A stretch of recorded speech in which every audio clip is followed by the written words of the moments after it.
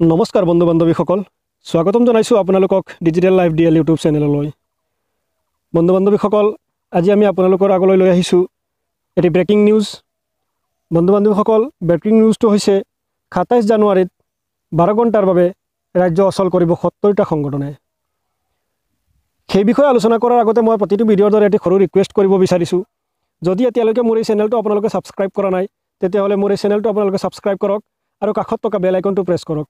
বেল আইকনটো press কৰিলে আমি আমাৰ চেনেলত ভিডিঅ' আপলোড কৰাৰ লগে লগে আপোনালোকৰ মোবাইলত নটিফিকেশ্যন বাজি উঠিব আৰু সকলোৰে আগত চোৱাৰ সুযোগ পাব। তো বন্ধুসকল, বলক পলম নকৰাকৈ আমি ভিডিঅ'টো আৰম্ভ কৰোঁ। বন্ধু বান্ধৱীসকল, ২৭ জানুৱাৰীত ১২ ঘণ্টাৰ বাবে অসম অচল কৰিব ৭০টা সংগঠনে। ৰেলপথ আৰু ৰাষ্ট্ৰীয় ঘাইপথ অৱৰোধ কাৰ্যসূচী হাতত লোৱাৰ প্ৰস্তুতি ৭০টা সংগঠনৰ।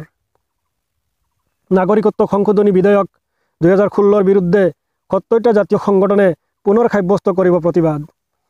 সোমবাৰে মহানগৰীৰ গান্ধী বস্তিস্থিত কৃষক মুক্তি সংগ্ৰাম সমিতিৰ কাৰ্যালয়ত সংবাদমেলযোগে ৭০টা সংগঠনৰ নেতৃত্বই কৰে এই ঘোষণা।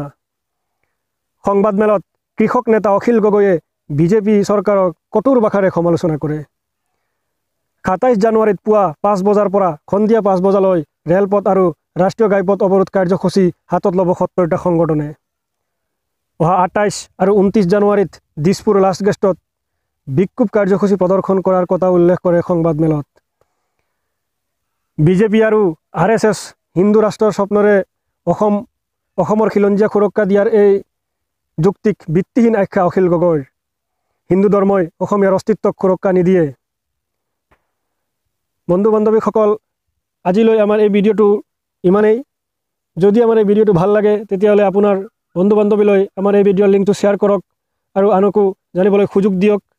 আৰু যদি এতিয়ালৈকে মোৰ এই চেনেলটো আপোনালোকে ছাবস্ক্ৰাইব কৰা নাই বা আমাৰ চেনেলটো আপোনালোকে নতুনকৈ চাই আছে, তেতিয়াহ'লে আমাৰ এই চেনেলটো আপোনালোকে ছাবস্ক্ৰাইব কৰক আৰু কাষত থকা বেল আইকনটো প্ৰেছ কৰক। বেল আইকনটো প্ৰেছ কৰিলে আমি আমাৰ চেনেলত ভিডিঅ' আপলোড কৰাৰ লগে লগে আপোনালোকৰ মোবাইলত নটিফিকেশ্যন বাজি উঠিব আৰু সকলোৰে আগত চোৱাৰ সুযোগ পাব।